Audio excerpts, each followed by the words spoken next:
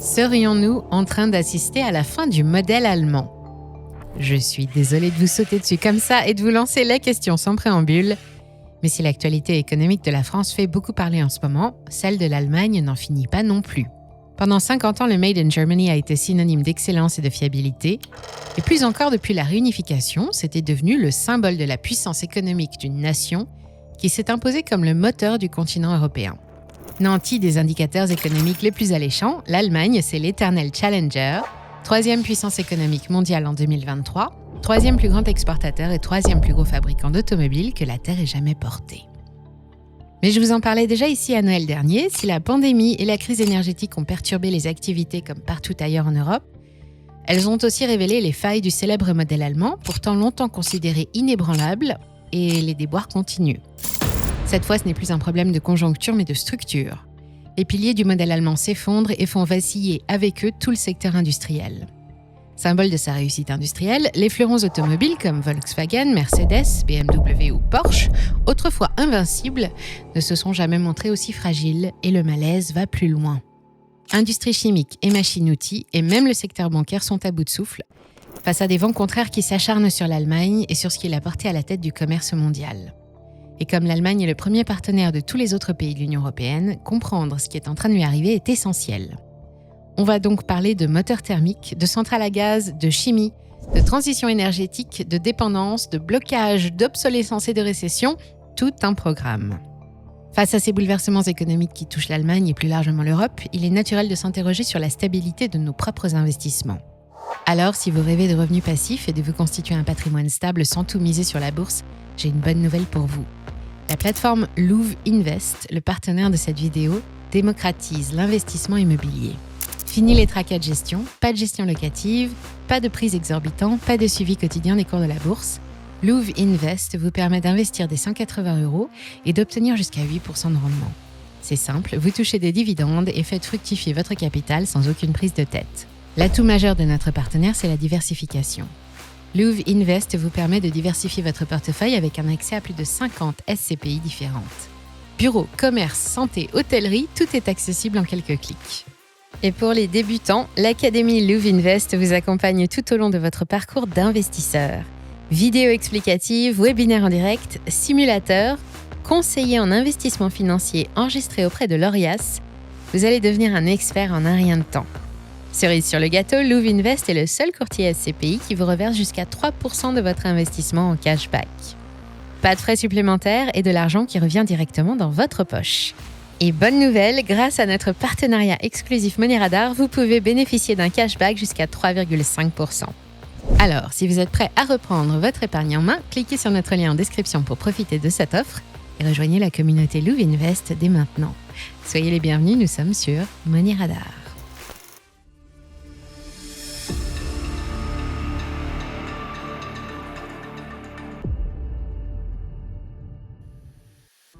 Und hier der Opel Corsa Edition 111 Jahre. Deutsche Ingenieurskunst. Ah, la qualité allemande, ce n'est pas une légende, c'est un art de vivre. Quand on parle de voitures allemandes, on ne parle pas d'un simple moyen de transport, mais de bijoux de précision, d'ingénierie sophistiquée, de longévité, de robustesse et de kilomètres de pur plaisir au volant. Une machine allemande ne se contente pas de fonctionner, elle danse avec une grâce mécanique que tous ses concurrents lui envient. La qualité allemande est aussi beaucoup plus qu'un avantage compétitif. C'est une promesse de performance sans compromis et de fiabilité proverbiale. Et c'est surtout grâce à elle que l'Allemagne a gagné sa médaille de bronze au classement des plus grandes puissances économiques du monde, derrière les États-Unis et la Chine, et devant le Japon, rien que ça. Comme quoi, faire de la qualité, ça rapporte. Alors justement, c'est quoi le modèle allemand ? C'est une dynamique que le pays a embrassée après la Deuxième Guerre mondiale et qui s'est renforcée après la réunification. Elle s'appuie sur 4 piliers, l'industrie, la formation, la politique étrangère et l'énergie. L'industrie d'abord, c'est 20,8% de la valeur ajoutée créée dans le pays, 2 fois plus qu'en France. L'Allemagne est le 7e pays le plus industrialisé de l'Union européenne. La formation ensuite, rigoureuse pour faire tourner les usines avec une main-d'œuvre parfaitement éduquée et qualifiée.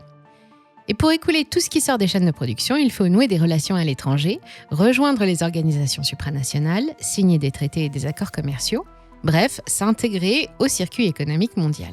Rien de tel qu'une politique étrangère ultralibérale pour faciliter la vente de la qualité allemande jusqu'en Chine ou en Colombie.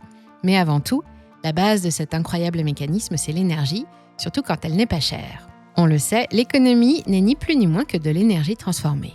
Il suffit qu'un pays se découvre soudain d'importantes ressources énergétiques, comme ça a été le cas par exemple en Arabie Saoudite, au Venezuela ou en Australie, pour ne citer que les plus récents, et la croissance explose soudain, soit parce que le pays s'industrialise, soit parce que le surplus d'énergie est revendu à l'étranger, soit les deux.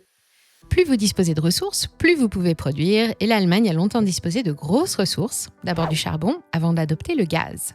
Grâce à son modèle, elle n'a quasiment plus connu la crise depuis la guerre. On envie sa balance commerciale qui finance à elle seule 50% des dépenses de l'État, son niveau d'endettement parfaitement maîtrisé, ses lois de finances toujours à l'équilibre. En 2015, la qualité allemande se répand partout. On voit des logos Bosch sur à peu près toutes les voitures du monde, on se procure de la crème Nivea jusque dans les pharmacies de Mongolie, et pour trouver des coccinelles, rendez-vous au Mexique où les usines Volkswagen ont tourné jusqu'en 2023.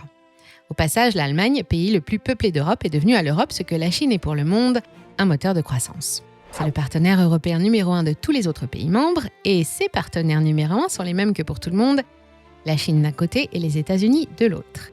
Mais ce système si bien huilé a un énorme défaut de conception.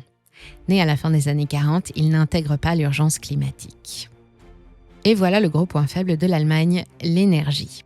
Si la qualité allemande s'est si bien vendue de par le monde pendant aussi longtemps, c'est que le pays a pu profiter de conditions favorables avec un accès à des énergies pas chères, en particulier le gaz russe. À la fin du siècle dernier, l'Allemagne tourne aux énergies fossiles à 85%. Le gaz, c'est 50% du mix énergétique total, et ce gaz à 30% hollandais, 30% norvégien et 23% russe, le reste, c'est essentiellement du charbon. Le gaz russe étant moins cher, le pays a investi dans la construction de gazoducs qui traversent l'Europe et le relient directement à son fournisseur en Russie. Oui, mais voilà, tout ça, ce n'est pas cher, mais ça pollue, et beaucoup trop. Face à l'urgence environnementale qui s'annonce, l'Allemagne sait qu'elle va devoir changer ses habitudes et lance un plan ambitieux dès 2001 pour préparer au mieux sa transition énergétique. C'est l'Energiewende, qui prévoit l'abandon progressif des énergies fossiles au profit de sources plus propres, éoliennes, solaires et atomiques, et la décarbonation totale de l'économie en 2050. Le plan démarre bien. En 2005, la part de fossiles est descendue à 65% et l'atome comble 30% des besoins. Mais en 2011, l'accident de Fukushima effraie Berlin, déjà profondément antinucléaire, et donne le signal de l'abandon des centrales atomiques. En 2015, le mix allemand a déjà beaucoup changé. Il ne contient plus que 15% d'atomes, 44% de fossiles et 32% d'énergie renouvelable. Les projets avancent bien, mais les effets indésirables ont vite commencé à se faire sentir. D'abord, les prix de l'énergie ont explosé. De 20,50 € le mégawattheure en 2010 à 61 en 2015 et 67 en 2020. Et quand arrive la crise du gaz russe en 2022, il dépasse les 150 € et révèle une autre faille de taille. Plutôt que de faire tourner ses propres centrales polluantes et qui coûtent un bras à entretenir, l'Allemagne a choisi d'importer son énergie de l'étranger par souci de rentabilité. Autrement dit, elle a fait le choix d'appuyer sa transition énergétique sur des ressources pas chères, certes, mais étrangères.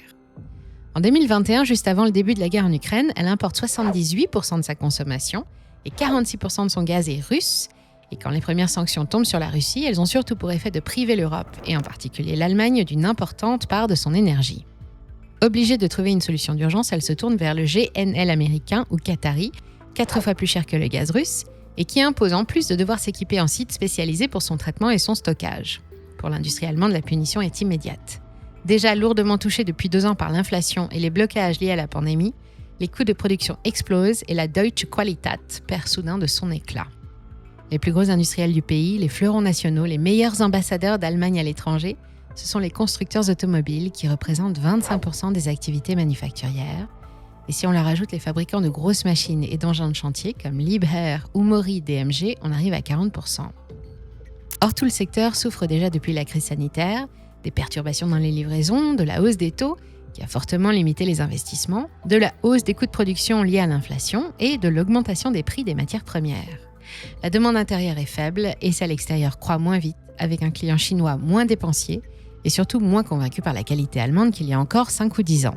Sans compter que même les plus belles cylindrées allemandes ne font plus aucun effet sur un automobiliste convaincu de rouler à l'électrique. Sur cette branche du marché, les leaders s'appellent désormais Tesla ou BYD et pour la première fois depuis des décennies, ils ne sont pas allemands. Alors, pendant que Berlin se démène auprès de Bruxelles pour essayer de retarder l'interdiction des moteurs thermiques prévue pour 2035 ou de faire assouplir les normes, Face à la concurrence de l'électrique et aux conséquences de la crise du gaz russe, les constructeurs tirent la sonnette d'alarme et réclament des subventions d'urgence. BMW et Mercedes annoncent une baisse de marge au deuxième trimestre de 2024. Porsche a abaissé ses prévisions d'activité pour cette année et 60% des constructeurs annoncent vouloir réduire leurs effectifs cette année. Mais parmi eux, c'est le groupe Volkswagen qui suscite le plus d'inquiétudes. Volkswagen, c'est tout un pan de l'histoire allemande, le symbole du miracle d'après-guerre.